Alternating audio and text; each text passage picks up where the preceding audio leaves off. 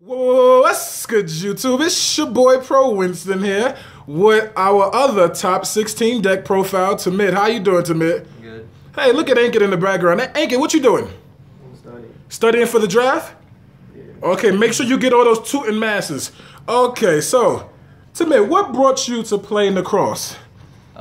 Best deck. It's the best deck, right? Best deck, yeah. Before we get into your deck profile, Ankit said that you decided not to play Vanity's Emptiness. Why? One reason is so I play Solemn Scolding, so it conflicts with Solemn Scolding. If I draw Solemn Scolding and that, I can't set both if I have the Digital Lock. So I'd rather set Scolding. So that's one of the reasons. Another reason why is people started meeting Denko, so I didn't want to have my Emptiness set and then they can trish me then. Another reason why is I felt going into this event I would be playing more Rogue decks, and because I was playing more Rogue decks, I wouldn't want Emptiness versus those decks. But I ended up playing 5 Nekroz, so that was a surprise. And then in hindsight, I don't know if I would still play Emptiness or not, but I took okay, so I played the same deck for Chicago, but I took out an Emptiness and I changed my hand trap lineup. So I added another hand trap. So I wanted to make my my deck going second better in the mirror match, so or versus Rogue decks. So by going second, Emptiness is not very good because they could potentially have their Digin Lock or their Emptiness. So I'd rather have hand traps to potentially stop them from actually getting to that point. Yeah.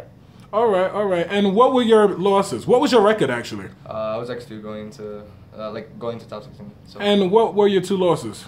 Round 3 I lost. Both of my losses they both topped. So round 3 I lost to 2 Nekroz. So round 3 game 3 I didn't draw good, and then he had his side deck cards and I couldn't win. And then round 9 I played against Galley, and our match literally ended in 4 turns. I opened bad game 1. I opened up double land scolding, no, double scolding Lance Unicorn Valk, and he was able to OTK me by turn 2. And then game 2 I Veiler his Valk before he searches for Shrit and then gets Brio, and he sets it back row and goes. And I try to make a play and he emptinesses me, and there's no out in my deck. So I was like, all right, you got it. And then yeah. So. All right. Let's get to the deck. All right. Whoa, this is a good spell ground map, bro. Where you get this from? I got it from a person. Can you stop being fancy? All right, let's go, man. Triple Unicorn. Double Valk. Double Brio, double Kloss, and 1 Trish. Oh, okay. You didn't play the 3 Valkyries like Ankit. No, that was his 41st card, and I didn't want to play Valk in this deck because it's good versus it's another card that could potentially break your hand. Okay. So I wanted to minimize the bricking. Yeah, the bricking. Cards like Gungear, Decisive Armor, I'll do that. So I wanted to also cut on Valk too. So. Triple Manju, triple Senju, double Shirt, yeah, standard, double Maxi, double Veiler. Wow, these are fancy, bro. Do you ever play supers? Probably not. Okay, let's go. Right, so at YCS Chicago, I had this deck, but I played 3 Veiler instead, because obviously Veiler is just insane in the mirror match, but I wanted more hand traps, so I just decided to put in 2 Veilers to Maxis. And Maxis is also good versus the Rogue decks, which I thought would be playing here. So I decided to switch that up. So I took out one of the emptinesses, the emptiness for a Maxi, and then I took out another Veiler for a Maxi. So yeah, and Arma, Farfa, Jin. I used to not like Armageddon Knight because it would you're committing yourself to making the Jin lock, but with Lances and Scolding, it just makes it a lot easier with Rhodas. So it makes the Jin a lot easier to access. So yeah, it's also really good versus Veiler, because if you have this and Unicorn and Kaleido, you can just normal summon this and they can Veiler here, but then you can just go Kaleido Unicorn and you could still have the Jin lock. But let's say you just summon Senju instead or whatever, and then they can just Veiler your Lavalvo chain, and you won't have the Jin lock anymore. So this helps a lot, playing around Veiler. So it's pretty good. I have 3 Rhoda.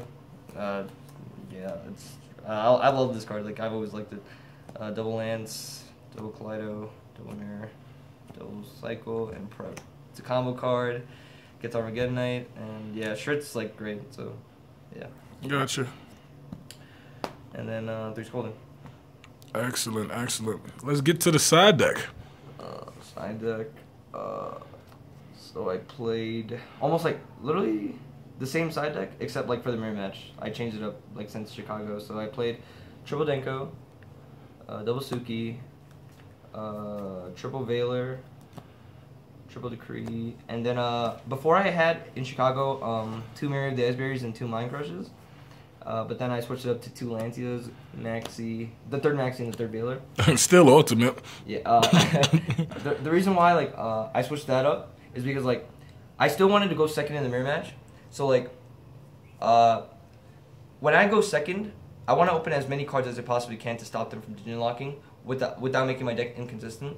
So I didn't think like Mind Crushes and Mirror of the Iceberries would help me in that sense. Like Mirror of the Iceberry can potentially like get you out of the Digital lock, but like if your opponent's good and like you have this card set for a very long time, they're gonna read that it's Mirror of the Iceberry. So like eventually like it comes to a point where it could be a Digital lockout, but I'd rather like have something that can actually potentially stop me. Like round 1, like this actually like saved me from getting Digital locked, and then round 5 I believe this helped me get like not Digital locked, and I had 2 Veilers in my hand, so like it was like really good. So yeah. That's my side. Like I don't play cards like Book of Eclipse and stuff because like I know like the Digital lock is like you know common, and Book of Eclipse is only good in those kinds of scenarios. Obviously, it could be good versus rogue decks, but like I'd rather have cards that are always good like throughout the game in the mirror match when they don't have Digital lock and stuff like that. So like that's why I play like hand traps over that. And like so, like, I could potentially draw. Like I play at post side, I play for 8 hand traps. So like I have a high percentage of drawing at least 1 in my opening 5. So you could potentially stop them. So yeah, for my extra, Ragna, Karen, Jainan, Castello, Diamond, Zubaba, Cyanite, Chain, Emerald, Dweller, Cowboy, Rhapsody, Blood's Ultimate, Grandmaster, and 2 Heralds. So you came to Colombia bringing out prize cards? Yeah. This is only like for like Satona and stuff, and it really didn't come up. So. Oh, yeah. so you might as well put it back in your prize card collection book. Yeah, this is a. What about the Zimbabwe card or whatever card? Whatever card this is. Funny story about this is like, okay, so round 1 of Chicago, I lost because like the guy dropped towers on me. So like, okay, so at the time I actually played Star Eater. So like I played Star Eater because like there were times in testing when I needed like the 8 and like I don't play Gungear, but the 8 and 3 would come up like so that it would make my hand like live so that I can actually draw 2 new cards and start my hand up. But so I was able to summon Star Eater round 1 because like I had Unicorn, Brio, Veiler, and I was able to run over it. But like it would be easier if I had a rank 4 instead. So like I would actually have game. But next turn I wasn't able to win because I didn't have enough life points and he just summoned all those guys and just attacked. So I felt in my last extra deck I could have switched up on cards and I could have definitely fit this in. So I didn't want to lose to towers again. So I was just like... You just put that card in. Yeah, I had to put it in. Yeah. Well, thank you for appearing on the ProWinston channel again. The last time I did my YouTube videos, you appeared in YCS Dallas when you topped. Yeah. So it's only good that you top 16 in another country, and I start my YouTube channel again because since I'm playing again, it's easier. Are you ready for drafts? Yes, I am. Okay, well, you know what? Let me stop recording. This was a 9-minute detailed video with Ankit in the background, making love to his finger next to your arm. Look at that. And let's get to the convention center so y'all can win. You already know if it's not pro, it got to go. Deuces.